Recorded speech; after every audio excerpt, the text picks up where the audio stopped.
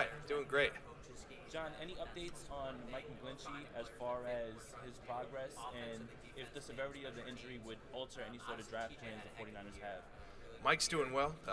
He had a significant surgery to repair that quad tendon, but just as Mike has always done, he attacks everything, 100%, and his rehab's going really well. So we're pleased with his progress. We're going to give him the time he needs, so not only he gets back, but he gets back and is pain-free and can play like we believe he's capable of playing. Yeah, there's no doubt about it. I mean, I think that Hey, when we Troy. talk about all the things we talked about at the end of the season, nothing's changed. I think what really has changed for us is the opportunity to act. This is a Yeah. great time of year for. So his situation, he injured his shoulder in the Dallas playoff game, and I think ironically protecting his thumb, trying not to land on his thumb, so he landed on his shoulder. It was one of those injuries where the recommendation from multiple doctors was let's try rehab first and see if the pain and some of the other symptoms went away. And that was the hope, obviously, but that didn't. That wasn't the case as time went on. And I think in the last couple days, had another visit, and where the decision was made to go ahead and have that surgery. Anytime you have surgery, it's not a minor deal. Anytime it's the throwing shoulder, I understand the significance, but it is described as a minor surgery, and Jimmy's going to be fine. So, as for the trade, Jimmy's a part of us right now. A lot of people need or want quarterbacks right now, and he's obviously a guy they'd look at. So yes, we have listened, but he's a part of us, and he's going to work diligently to get back from this surgery, if indeed. I mean, it's just preliminary. I haven't even talked to Jimmy yet, but it sounds like that's the decision right now to go ahead and have that. And you guys know the same thing I know, which is that. He can return to throwing late June, early July, and the prognosis is really good. So that's all good stuff. Are you confident that you'll be able to get an extension done with both Nick Bosa and Deebo Samuel during this offseason? Well, it will certainly be a challenge. I mean, as good of players as those guys are, but I do know this is that those guys are, in my mind, no absolutes, but those guys are going to be 49ers. They're foundational to what we do. On the field, their play is special, and off the field, in their own way, they've each become really big time leaders for our team. They make their teammates better, and we realize all that value. And two special players, good issue to have, and we do have good communication and good relationships with both their representatives as well as both the players. I think what I've learned in my, going on 6 years in this business is when both sides have the motivation, deals can get done. So the timing, I have no idea, but we'll go to work here and have been working to try to do something. You look at a guy like Deebo, I mean, about losing guys during this draft process, see themselves kind of like that and being able one in your division. I guess That's not just ideal. beyond the fact that he's a In really terms good of how player, we're going to address it, why do you think that I think a guy like that Deebo we're in the becomes middle of so this process right now to stop this process and really get the right people, Yeah. the right structure in place. Well, we probably got to take a step I completely different players, but I remember when I was playing in Tampa, Mike Allstott, no one wanted to sit on the bench because when you're on defense, you wanted to go see what he was going to do. I think Debo's kind of that same way. His play, and I always say, Herm Edwards used to tell me, you can be special when you have that skill, and then you have that elite will. And I think when you watch Debo play, that's what I see, and it's inspiring. It lifts everyone, and I think we get the same thing in our meetings. Who's the player you try to play like? I mean, we even have defensive players saying Debo, and I think that speaks volumes for who he is. And the guy loves to play. He loves to win, and loves to compete. And it's been special to watch the young man develop. Hey, John, what about the film on that group we of can running walk backs last through, year? right? What This is what we thought about this guy. This is how we what do you fit. guys think about That's Elijah huge Mitchell in terms of evaluating our own team, which is the first thing we got to do. We got to evaluate our own team. And then you talk about those with Elijah came in and had an unbelievable year, and really. We call him Drano because he always finds the right gap. It's kind of like putting the Drano down the drain and it just finds it. That's what we call him because of his natural run instincts. he showed a ton of toughness because he battled some.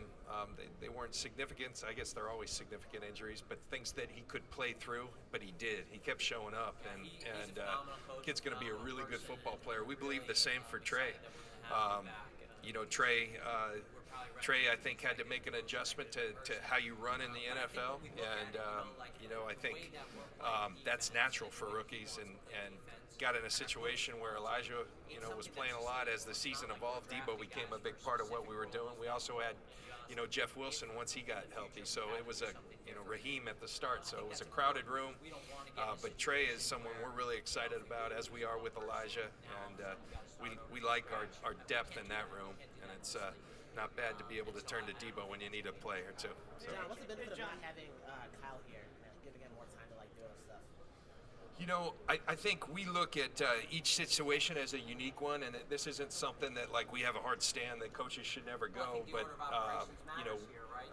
looking at Mike McDaniel over there, and we're happy for guys like that who got opportunities. But with that comes some turnover in our coaching staff. So where we're traditionally really focused on evaluation at this time, and that solely, we also are doing some scheme work with our staff as we've got a lot of new people together. So, Kyle and I talked and felt like his time and his staff's time was best spent there. The great thing about what we've learned over the last couple of years is when we're interviewing players, those respective coaches and coordinators and and Kyle will get on the Zooms, and so even though they aren't here, they are here, and we've got, we talk every night, and we talk every morning, so it's communication's good.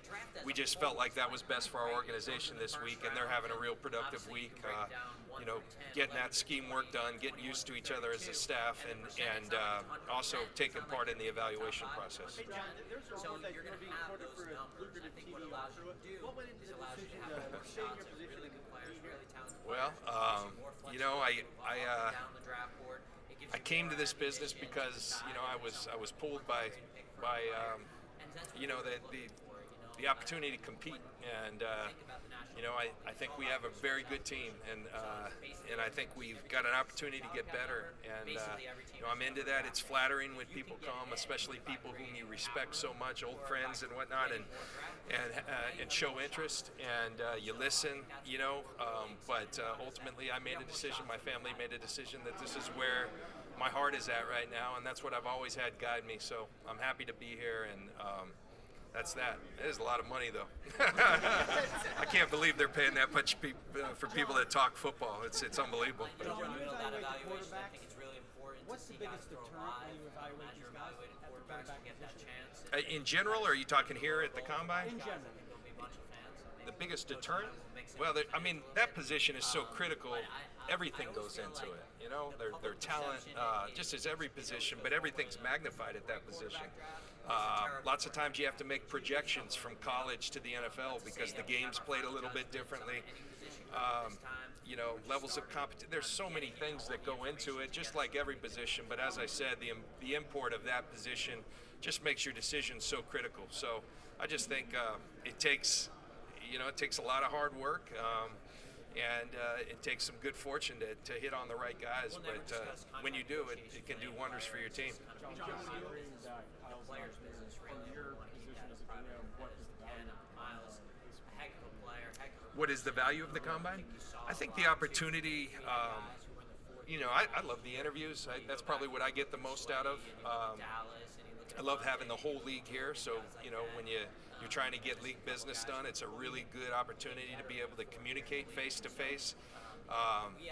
You're on various committees, and with the competition committee yesterday, you're meeting with agents, talking about free agents. Everything's just right here, and so this is it's a tough week. The hours are long, but you can be extremely productive and you can get a lot done. But most of all, we're here as part of the evaluation process for these prospects. And as I say, the workouts are great and things catch your eyes in those workouts, but I can go home and watch those workouts on tape. But the interviews, I think, is where I get the most value from being right next to the guy, looking a guy in the eye and feeling their energy or feeling their passion or not feeling that. And so that's really what the Combine's all about for me. John, you guys were sitting down last year trying to decide whether you'd pursue a quarterback in the draft. discussion about what's going on in this the league. draft class 2022. You know, I think Were you that's able to that's sort part of of look what forward Yeah. and say, we missed here the last. Yeah, we always task our I think college staff kinda with come here and with you kinda start forecasting. hearing some What are we looking at next year? Even the year beyond, you know, and as you get, you know, a couple years out, it's a little tougher. There's so many things that go into that. But yes, I think you're not doing your job if you're not doing that. So I'll leave it at that. But yes. Yeah. John, can you talk about having two quarterbacks and what it's like, especially with both quarterbacks Well, last year? when you look at Quez, I think Quez had a heck of a year. It's a critical position to have depth at. Not only you know, one guy, but you know, play a long season. It's a marathon, and you know, your hope is that your starter stays healthy the entire year. But you know, it behooves every team in this league to have quality depth at that position because it's such a critical piece to winning. And I guess after that, it's opportunity. We go through this draft. Obviously, it's a really good draft class. We have 10 picks. I don't think so. You know, there's always Plan A, Plan B, Plan C. You know, and you know, we plan for all of that accordingly. Jimmy's you know, he's a big part of what we've done, and he's like I said, he's still a part of us, and until that changes, you know, we feel blessed that he is. And so, you know, right now when we're talking about his shoulder, I'm worried about that for the Niners and for Jimmy. You know, as far as anything else, like I said, we have had some discussions with teams, and we'll continue to. But as of right now, he's a part of us. And so I don't think that changes the number of first round picks we have. What makes you I think confident? it just know heightens you're back in the Denver. opportunity. What makes you confident in getting success? Time for two more guys. Yeah, you know, I think Mike's got some special qualities. First of all, he's Well, the first part about uniquely intelligent. He really is uniquely creative. He's as hard a worker as I've seen. I'm an early riser, but I can't hang with Mike in that respect. I don't come to the office at 3:30, but Mike will, and Mike does. You know, so he's a tireless worker. I think he's been exposed to some tremendous people he's worked under: Mike Shanahan, Gary Kubiak, Kyle Shanahan. You know, all those wonder kids that were in Washington. I mean, he's been around them all. He's got a great way with people. You know, his challenge, like most coaches, is he hadn't been out front, and so now he's going to be out front. But I'm excited to watch him take that next jump. I think, you know, I'm good friends with Chris Greer. I think they'll mesh well together. I'm really excited. I also know there's a lot of value behind bringing Wes Welker and John Embry and some of the people that he's brought with him from our place that I think will really help him. And it looks like they've put together a heck of a staff, and I'm excited for Mike. I really am. I think highly of him as a person, as a friend. I have known him since he was a ball boy on my teams with the Denver Broncos, and you know, I'm pulling for the guy. I think we all are, because Mike's a special person, aside from being a special football coach. Yeah, there you are, Mikey. I didn't even know you were there.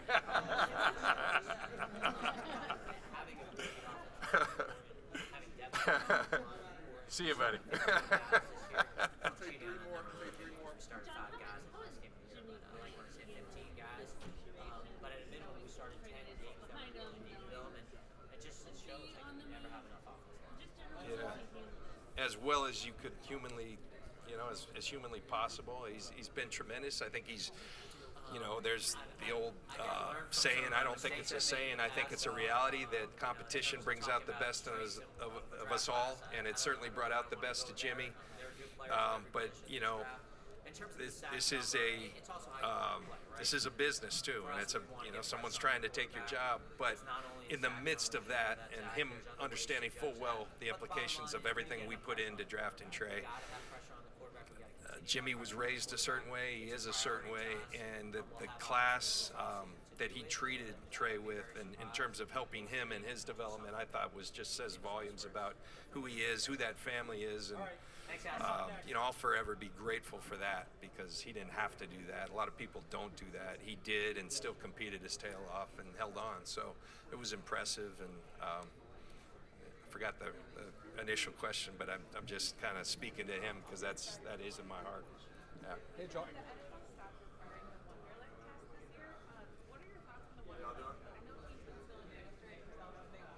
Yeah. Then I'm telling you, we interview and stuff like that. There's some good shots. Um,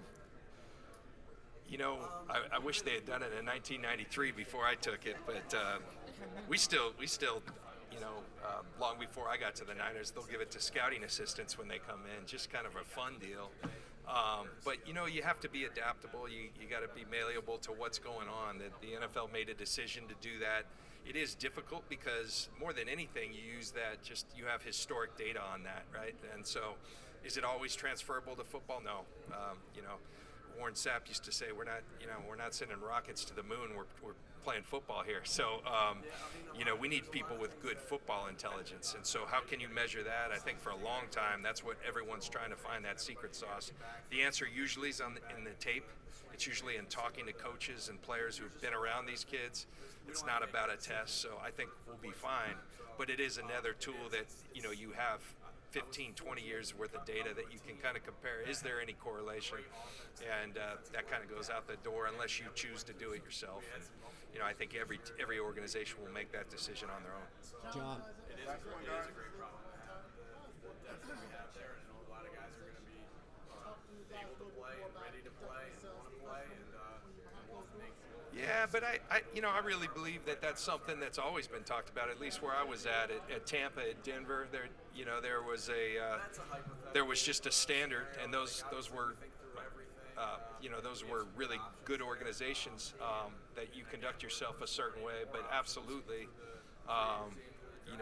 we certainly place an emphasis on that. I think it's the golden rule. You treat people like you want to be treated, and it's so important that everyone feels welcome, that everyone feels treated in the right way, and so I've always had a good experience. I know that's not always consistent, but I've always had a good experience in that. But absolutely, in today's world, it's a must. Appreciate it, guys. All right, thank you.